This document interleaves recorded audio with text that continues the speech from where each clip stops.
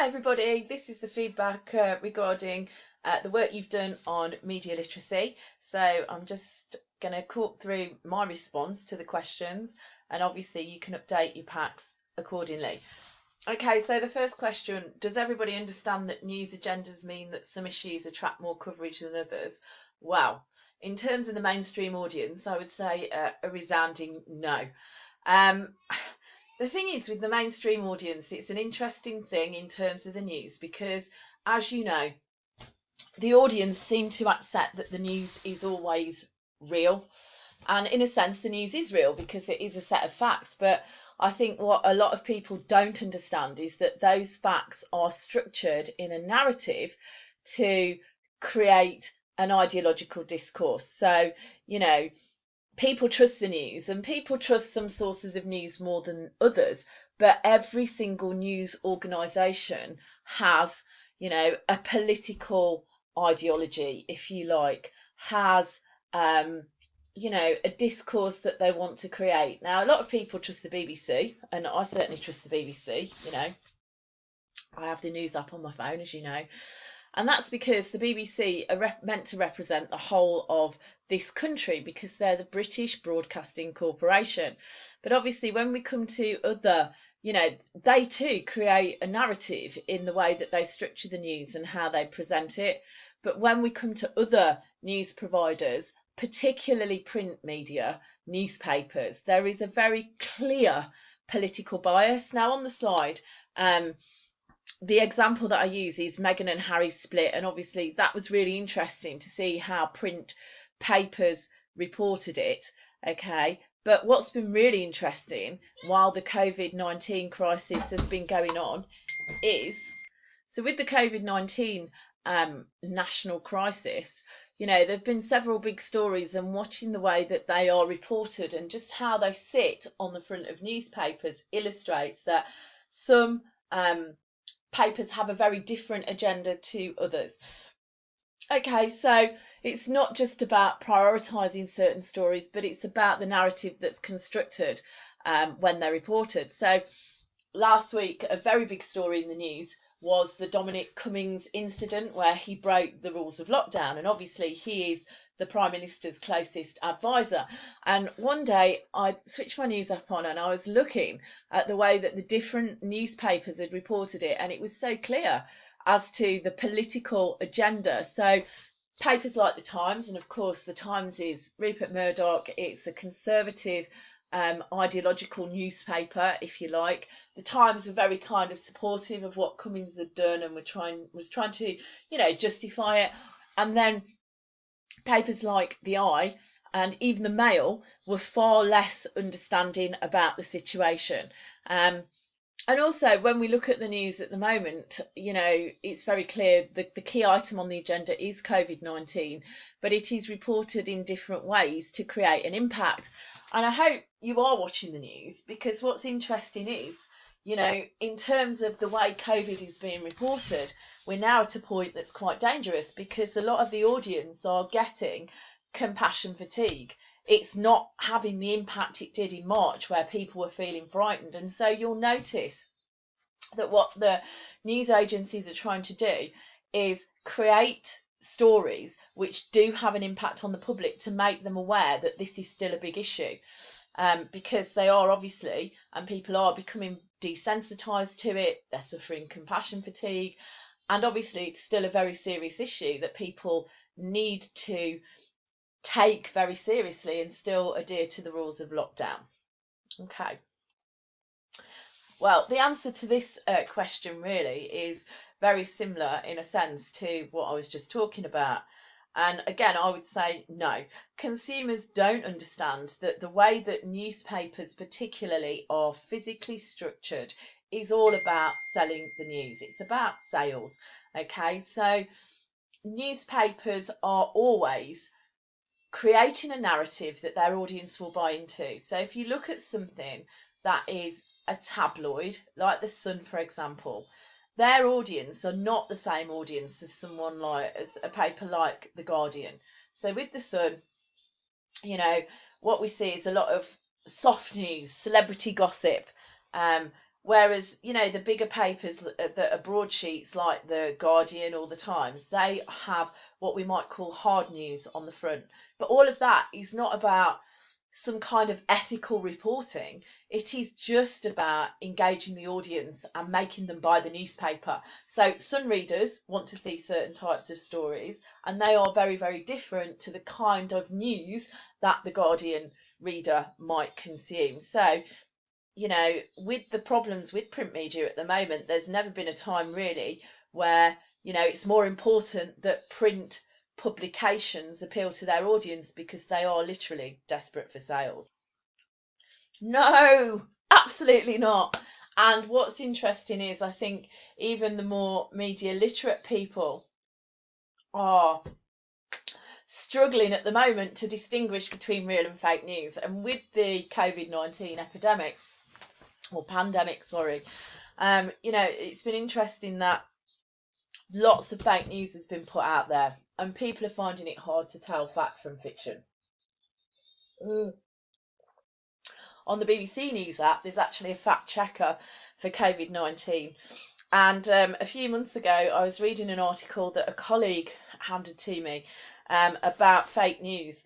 And it was interesting that I think the Daily Mail is the paper that was proven to issue the most fake news online. So even what you might call reputable publishers also, you know, that they are creating fake news. And like I've said in this presentation, you know, it's what Baudrillard says, it's about crossing the boundaries between fact and fiction, blurring the lines.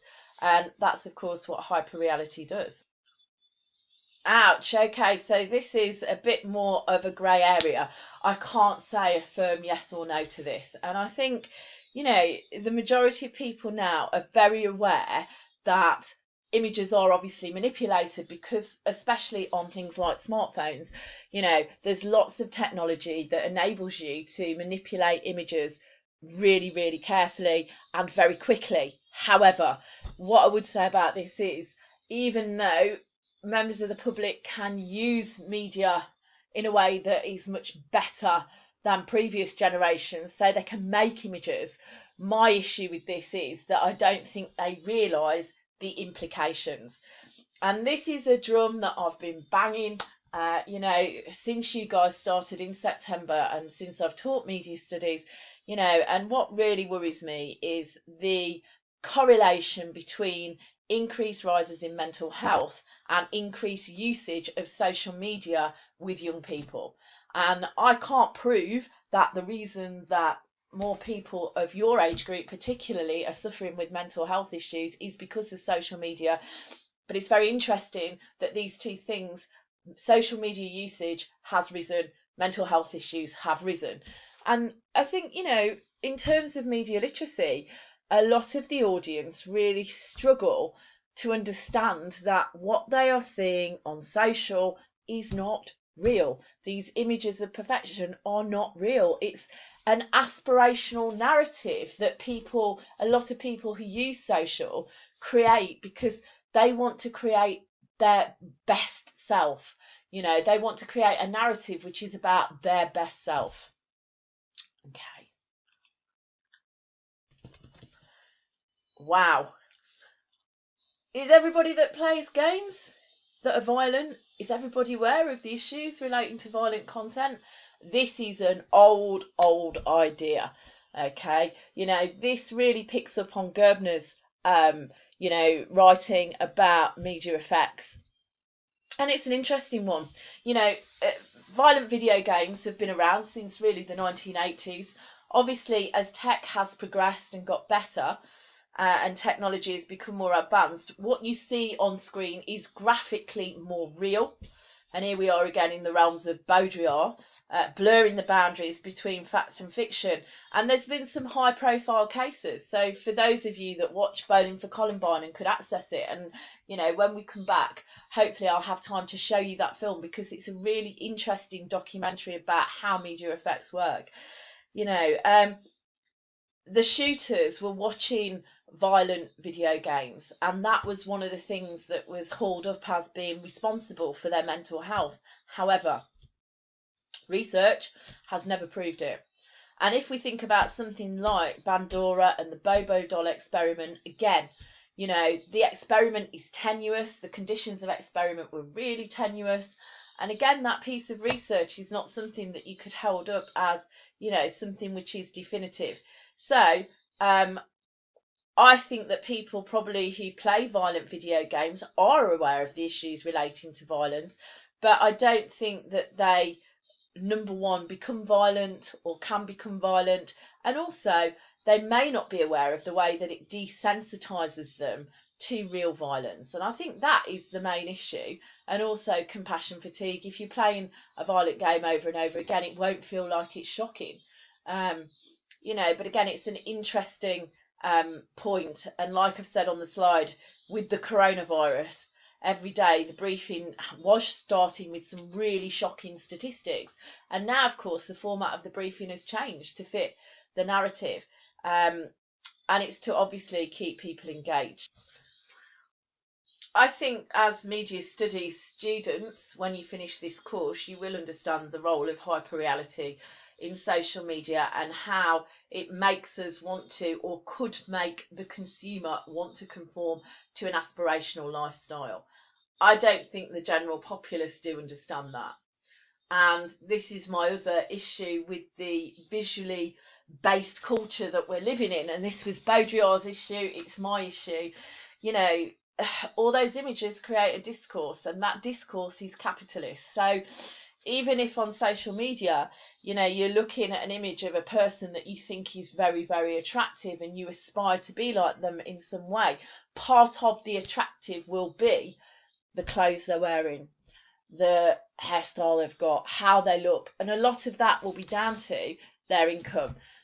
You know, in Western capitalist culture, we're taught from a really early age to correlate happiness with success, and success in our culture is associated with financial reward. So at school, if you're good, you're given things to reward you. You know, you're given points, you're given gold stars, that kind of thing.